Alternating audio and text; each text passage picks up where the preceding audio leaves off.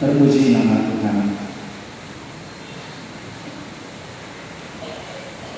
Kekasih-kekasih Tuhan, sisi jahat di dalam diri saya ketika membaca Filemon pasal 1 ini berkata, Ones, terlalu jahat ngana Tuhan. Harusnya ngana tahu ngana itu sudah dibeli oleh Filemon.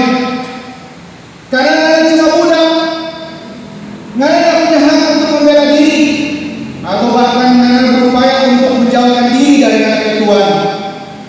Bukankah sebagai budak ngana sudah terikat sampai mati bahwa engkau atau ngana harus mengabdi kepada dia, dan jangan ngana coba-coba lari dari dia. Dua kesalahan ngana bikin. Ngana lari tinggalkan ngana ketuaan. Kemudian ngana bawa, ngana ambil dari barang-barang, ngana curi dari barang-barang, atau ngana setinggal tadi. Ngana pantas ngana penghukuman harusnya lebih parah dari sekedar dicambuk. Ngana penghukuman yang berlaku bagi orang-orang Yahudi maupun Romawi pada saat itu, ketika budak itu membela atau memberontak kepada Tuhan, pantas mati.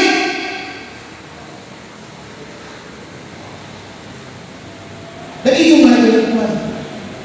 Ngana pantas itu.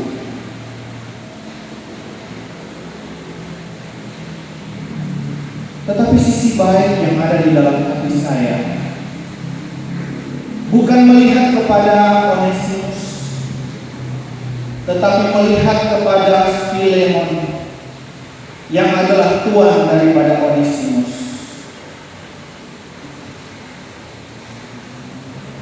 Ones, kalau mau ikut anak kita pesakit hati, kita suka mau balas. Ngana sebagai budak belian kita beli dengan harga yang mahal. Dan ngana seperti janji ada tanda pemana bahwa ngana akan berbakti pada kita sampai kita mati, sampai ngana mati juga. Ngana akan setia pada kita. Ini kok ngana selalu pada kita, ngana tinggal akan pada kita, ngana curi kita pada barang-barang berharga. Ones, kalau mau ikut akan kita mau, kita sakit hati pangana. Kalau itu akan kita balas dendam, kita suka menghukum panganan. Tapi saya Ones, kita seorang Kristen. Kita sekenal Yesus. Kita sudah melihat kasih dari Yesus. Kita sudah mengalami cinta daripada Yesus. Makanya kita bertekad, bukan karena Paulus yang meminta kita, tapi karena kita memilih sendiri, kita bersedia terima tangan. Bahkan kita bersyukur karena Paulus yang mengatakan kepada kita melalui suratnya, kita bukan anggap ngana lagi sebagai hamba kita bukan anggap ngana sebagai kita budak lagi, tapi kita memandang ngana sebagai seorang sahabat. Kita anggap ngana sebagai teman sekerja pelayanan, karena ngana sekarang hatinya ada di dalam Yesus juga. Saudara-saudaraku yang dikasihi dan berkati Tuhan, seringkali kejadian-kejadian yang terjadi dalam kehidupan kita itu selalu ada maksud Tuhan. Bahkan untuk kejadian yang paling buruk sekalipun, kejadian yang istilahnya merugikan sekalipun, tetap dibuat Allah. Ada rencana Tuhan di situ untuk mendatangkan kebaikan. Roma pasal 8 ayat 28 bilang begitu, saudara, bahwa Allah terjadi dalam segala sesuatu untuk mendatangkan kebaikan bagi orang-orang yang mengasihi Dia dan terpanggil sesuai dengan rencananya Tuhan. Peristiwa Onesimus yang terjadi dalam kehidupan Filemon, saya percaya itu juga terjadi karena kehendak Allah. Itu seperti ada bunyi yang disuarakan oleh Yohanes Pembaptis ketika Yesus datang kepada dia meminta untuk dibaptiskan oleh Yohanes Pembaptis, tapi Yohanes Dia berkata kepada Yesus, masakan anak yang mau datang untuk kita baptis? Seharusnya kita yang datang untuk menabaptis. Tetapi Yesus berkata dalam Matius pasal 3, biarlah hal itu terjadi supaya kita menggenapi seluruh kehendak Allah. Maka peristiwa Onesimus, pelarian Onesimus, pencurian barang oleh Onesimus terhadap Filemon, saya percaya itu juga adalah kehendak Allah. Kalau kita mempelajari tentang sejarah gereja, 50 tahun kemudian setelah peristiwa surat Rasul Paulus kepada Filemon, Onesimus kemudian diangkat menjadi bishop atau seorang pendeta atau pastor pada waktu itu. Dan dia pun menjadi seorang yang sangat militan untuk Tuhan, sampai-sampai dia harus mati syahid atau mati untuk Kristus. Terpujilah nama Tuhan. Kejahatan yang dilakukan Onesimus diperhitungkan Allah untuk mendatangkan kebaikan. Sebab Onesimus ternyata telah dipersiapkan Tuhan, atau dalam bahasa Calvin, predestinasi oleh Tuhan untuk menjadi hamba Tuhan yang besar suatu hari nanti. Itu sebabnya Paulus dalam posisi ini menganggap penting untuk memediasi Onesimus dan Filemon. Sebab Paulus menyadari orang-orang yang hidupnya di dalam Kristus, mereka akan jauh dari yang namanya akar pahit. Mereka akan jauh dari namanya kebencian. Mereka akan jauh dari namanya perselisihan, dendam, dan sebagainya macam. Karena orang-orang yang di dalam Kristus, mereka benar-benar memaknai cinta kasih Kristus dalam kehidupan mereka. Makanya adalah sebuah kerugian ketika mereka tidak mampu untuk menerapkan apa yang diajarkan oleh Tuhan kepada mereka. Kalau begitu, apa sih yang diajarkan Tuhan kepada mereka? Mereka semua percaya bahwa oleh karena Kristus yang rela mati untuk dia yang orang berdosa, Kristus yang rela menebus dia yang seharusnya dia tidak layak, seharusnya dia tidak pantas, seharusnya dia adalah seorang hukuman, dan di hadapan Bapa dia tidak pantas untuk menerima kehidupan yang kekal, bahwa kehidupannya seperti sudah ditakdirkan ketika dia hidup di dalam dosa dan bukan di dalam Tuhan, maka ujung-ujungnya adalah kebinasaan yang sia-sia. Dalam pembacaan Lukas pasal 11 tadi kita bisa melihat ada sedikit kengerian bagaimana kehidupan kekal bukan di surga, melainkan kehidupan kekal di neraka. Bahkan ulat-ulat pun yang menggeluti bangkai-bangkai tubuh manusia tidak dikatakan tidak mati-mati. Saudara bayangkan, misalnya binatang mati, ya, lalu kemudian saudara lihat itu akan mengalami sebuah evolusi di mana ada cacing-cacing putih-putih yang namanya belatung, ya. Tapi di sini digambarkan dalam Lukas pasal 11 tadi, belatung itu bisa besar, saudara. Dan dia menggerogoti daging kemudian tidak mati-mati, lalu api lagi tidak akan padam, dan mereka dibakar selama-lamanya. Bayangkan betapa besar penderitaan di sana. Sedangkan muka bakar kemarin ini api lilin saja sebagai sakit, apalagi api yang menyala-nyala dan tidak terpadam. Saudara, orang-orang ini tahu bahwa mereka menerima kasih yang tidak bisa terbalas. Itu sebabnya mereka diajarkan bagaimana mereka memberi pengampunan. Mereka belajar untuk menerima orang dalam keberadaan mereka. Ya, mereka punya masa lalu yang sama. Mereka punya masa lalu yang jahat. Ada stigma di antara orang pada saat itu bahwa ketika seorang berbuat jahat, maka hukumnya adalah mata ganti mata, gigi ganti gigi, tangan ganti tangan. Artinya melegalkan pembalasan dendam. Tetapi ternyata kekristenan berbicara lain. Bukan pembalasan dendam yang dikehendaki Allah, tetapi penerimaan pengampunan tanpa batas. Sebab Yesus telah melakukannya terlebih dahulu. Itu sebabnya bagi saudara dan saya, kalau kita tidak mampu menerima seseorang, mungkin saudara pandang pendeta dia ingin sakit hati, Pak, kita hancur hatiku. Dia bikin rugi Pak kita pendeta. Dia maki-maki, dia caci-caci sama kita. Jadi bagi kita wajar dong kita balas, kita tulis dari medsos.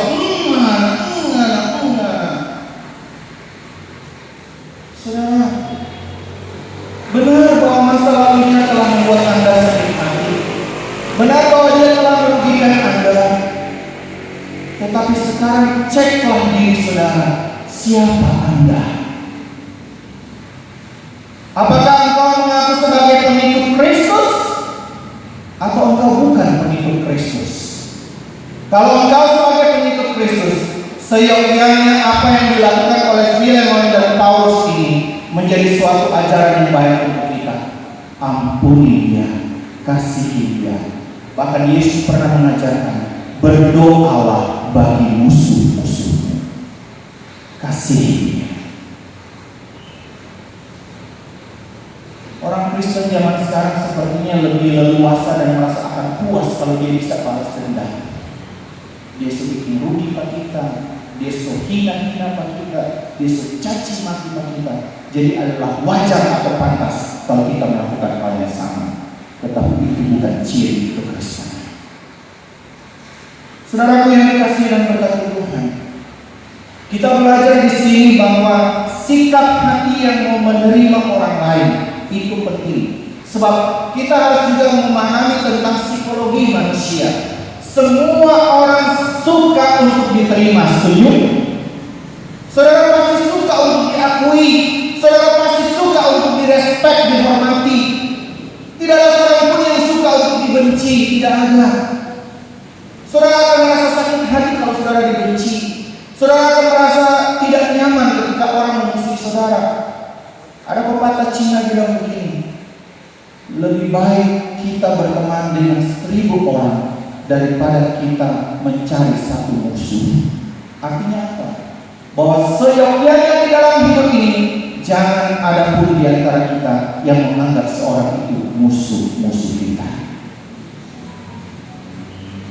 Saudara, konteks yang terjadi dalam Filemon, Paulus dan juga Onesimus ini dalam skop yang lebih besar lagi. Sebab mereka sedang membawa nama baik orang Kristen zaman dahulu. Mereka membawahi jemaat pada waktu itu.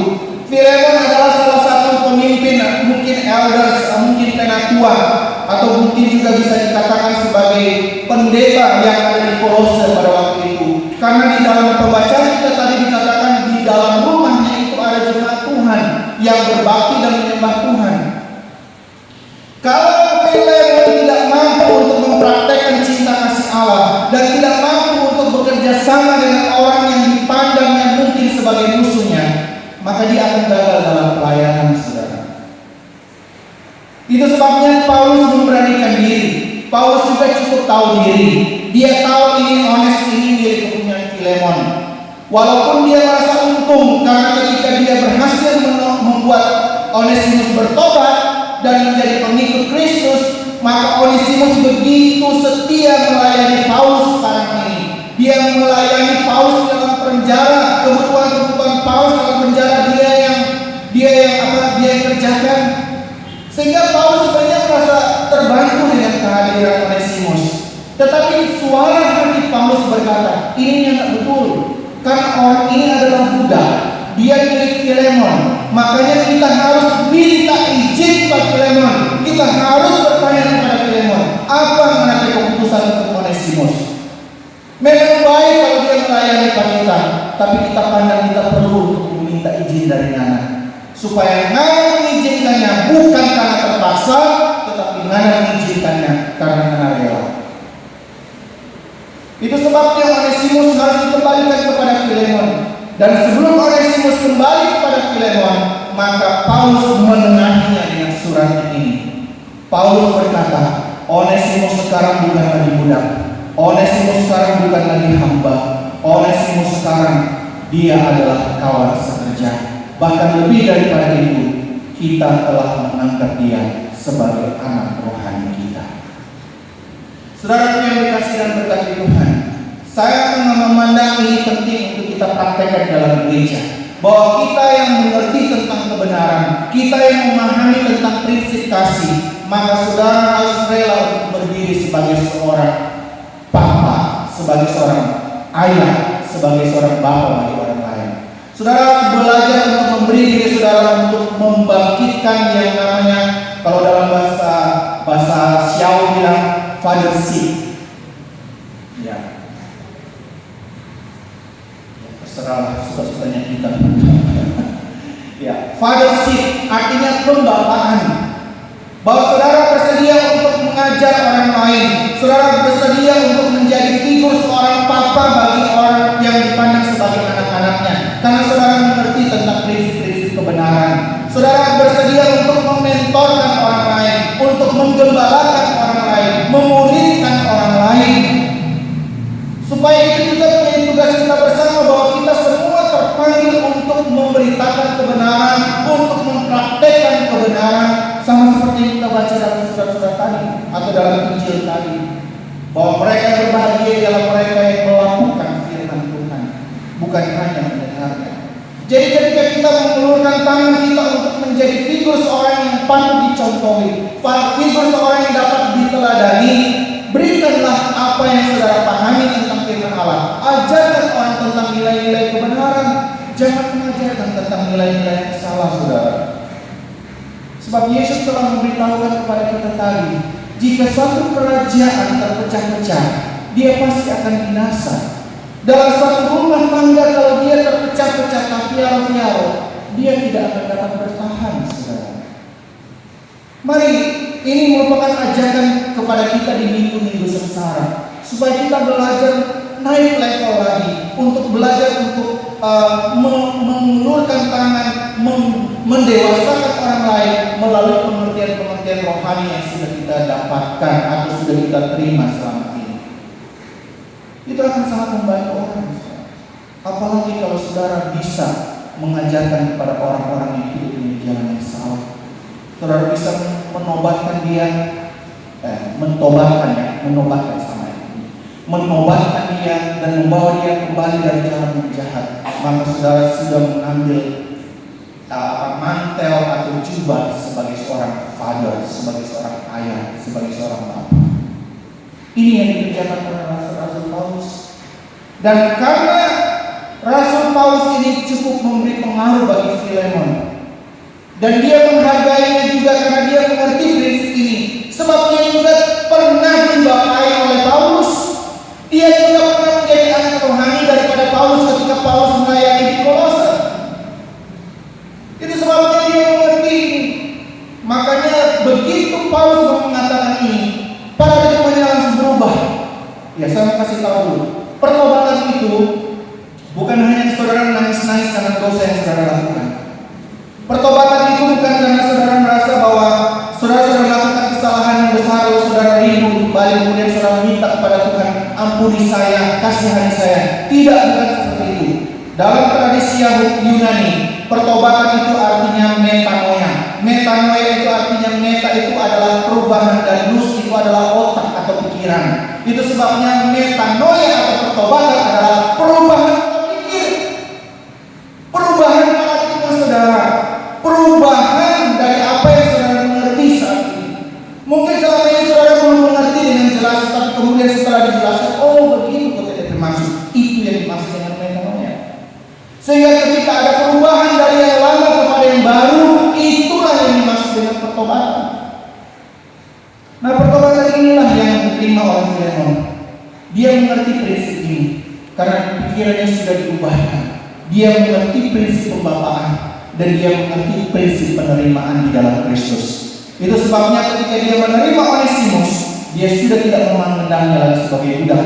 Karena Paulus berani menjamin, kalau dia ada bentengan rugi, kalau dia ada berhutang kemana, kasih tanggung kita, nanti kita yang ganti. Karena anak hidup juga berubah, anak hidup juga bisa mengenal Kristus melalui kita pelayanan. Nah, saudaraku yang dikasih dan berkati Tuhan, dalam Kolose pasalnya yang keempat, ayat yang ke-9, Paulus menuliskan begini, saudara. Sama-sama konteksnya sama-sama dalam penjara. Tetapi ini sepertinya setelah Paulus mengirimkan surat kepada Filemon. Dikatakan begini, ia disuruh bersama-sama dengan Onesimus.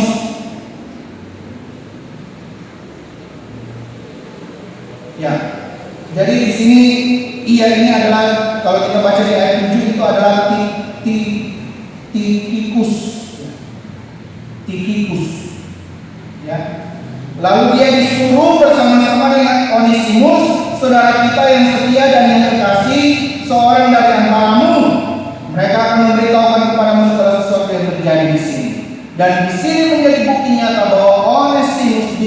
dengan baik oleh Filemon.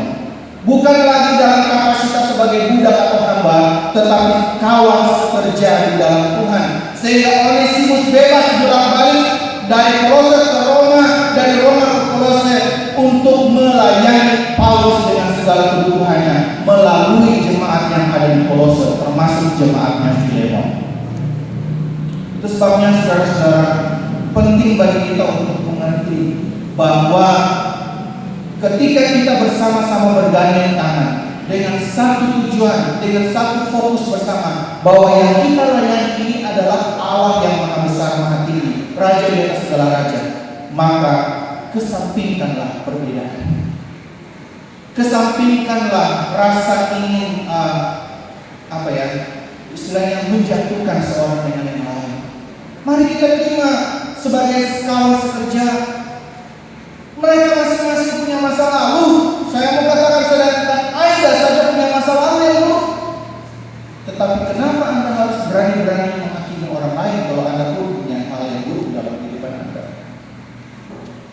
Itu sebabnya mari kita sama-sama kerjasama. Saya melihat, saya selalu setiap minggu saya akan katakan, kalau saya dapat kesempatan berkhotbah, saya minta jemaat tolong lihat ke belakang. Boleh? Tolong lihat ke belakang. Coba palingkan wajah di belakang sini sebentar. Lihat di belakang. Apa yang saudara lihat di belakang? Apa yang saudara lihat di belakang? Ya, ada jemaat Tuhan tadi di belakang saudara. Tapi mari perhatikan apa yang di belakang itu. Itu seng-seng saudara. Saya mau menggugah saudara. Apakah ini representatif untuk kita beribadah dan hanya ditutupi dengan seng begini? Bagaimana tanggapan saudara-saudara?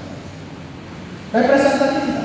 Oke, kita masih bisa beribadah dengan nyaman sih. Tetapi dengan melihat seperti ini saja, ini cukup mengganggu sebenarnya. Tapi mari saya menggugah saudara untuk mari kita sama-sama perhatikan jemaat ini, perhatikan gedung ini. Gedung ini butuh saudara-saudara. Gedung ini bukan hanya butuh panitia pembangunan. Gedung ini butuh jemaat, karena jemaat ini yang punya siapa? Jemaat Torsina Umum. Dan saya mau tanya, saudara jemaat Torsina Umum apa? Atau saya mau tanya di sini, yang sebagian besar yang ada di sini adalah hanya saudara simpatisan? Saya rasa tidak, saudara. Saya dan saudara-saudara, kita ditaruh di tempat ini untuk kita bekerja bersama-sama, kita membangun bersama-sama. Jangan lagi ada perbedaan. Ini kok cuma panitia yang mau, ini dia. Ini kok cuma segelintir orang yang mau, ini dia. Saudara, saya katakan di awal khotbah tadi, Allah turut bekerja di dalam segala sesuatu, dan tidak mungkin Tuhan tidak tahu ini dia. Tuhan pasti tahu. Tetapi bagaimana kita melibatkan orang-orang di dalamnya, itu yang perlu kita lakukan. Karena kalau saudara berdiri di atas perpecahan, saya percaya gedung ini tidak akan terbangun. Karena tidak ada kesatuan hati di sini. Kita tidak belajar untuk membangun bersama. Tanggalkan ego saudara, tanggalkan kesombongan saudara. Mari kita belajar melihat supaya kebersamaan itulah yang membuat jemaat ini megah. Setuju? Kebersamaan itulah yang membuat kita dapat menangani apa saja.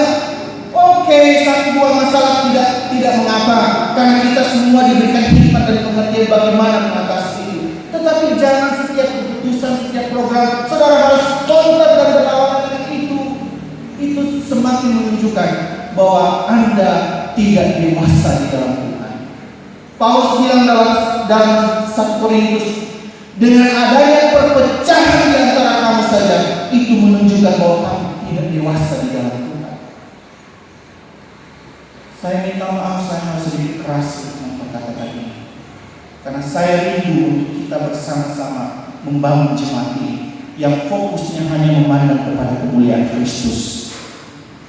Saya percaya gedung gereja ini, inisiatif untuk membangun gereja ini juga bukan karena satu dua orang kok, tapi kita sedang memandang kepada kemuliaan Kristus. Setuju? Itu sebabnya saya menggugah saudara, mari orang bekerja bersama.